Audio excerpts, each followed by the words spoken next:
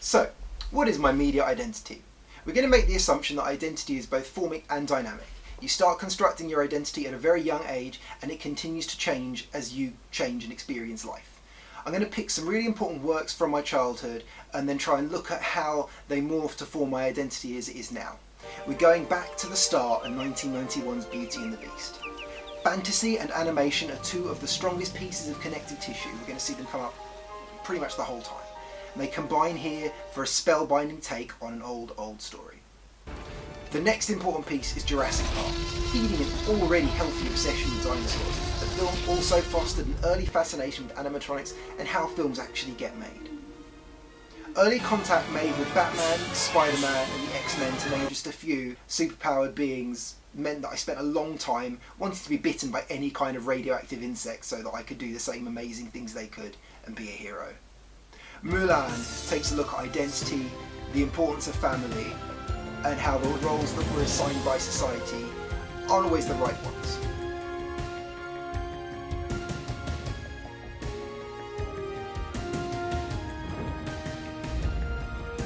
Lastly, we're going to come to Star Trek, which is responsible for a lifelong fascination with the sci-fi genre and space, and how absolutely amazing it is.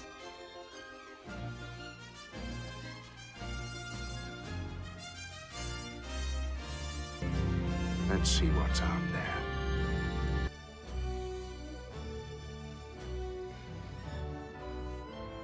The early years: sci-fi, dinosaurs, space, family, animation. What we're going to see is that these core things, they're not going to change, but how I look at them is going to change. We're going to jump straight back into sci-fi and District 9. Where desperate and starving aliens land on Earth, they're quickly subdued and abused by the South African government. The film looks at apartheid, xenophobia and the destructive lines we draw between ourselves. Vickers, an agent of the oppressive government, has to lose his human form in order to regain his humanity. Thank you, boy, and go home. You have to make it. Don't make me go through all of this and not make it. You understand? Stephen! The universe encompasses much of what I love in modern TV and animation, which allows you to become a magician conjuring up anything from your imagination. That includes wacky rocks from outer space. It features an amazingly diverse cast. The environmental message bubbles just beneath the surface, whilst family, love, self-acceptance are put under the microscope. With the support of his very non-typical family, Stephen tries to solve every problem that comes his way with friendship, love, understanding and compassion. In his films, Hayao Miyazaki creates amazing worlds filled with complex people. Nature, whether a jungle, a forest or an ocean, is given a prominent role, both under threat and revered. There are very few antagonists that don't have thoroughly explained reasons for their actions, and most don't meet the normal standards for villainy, demonstrating ability to change. Amazing. The wolves and that crazy little wolf girl helped save us all. Miyazaki frequently looks at humanity's relationship with the planet and the many ways we might coexist with things other than ourselves.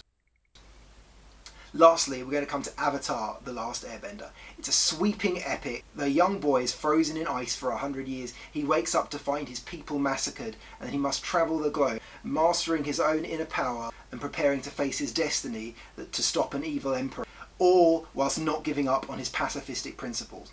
This is going to feed right back into Miyazaki.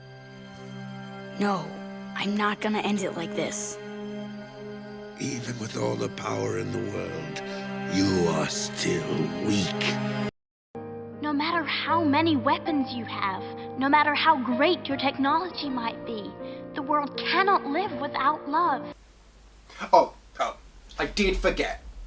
The best and most important genre in all of film. Giant alien dinosaurs getting punched in the face by giant robots. Now, go have fun!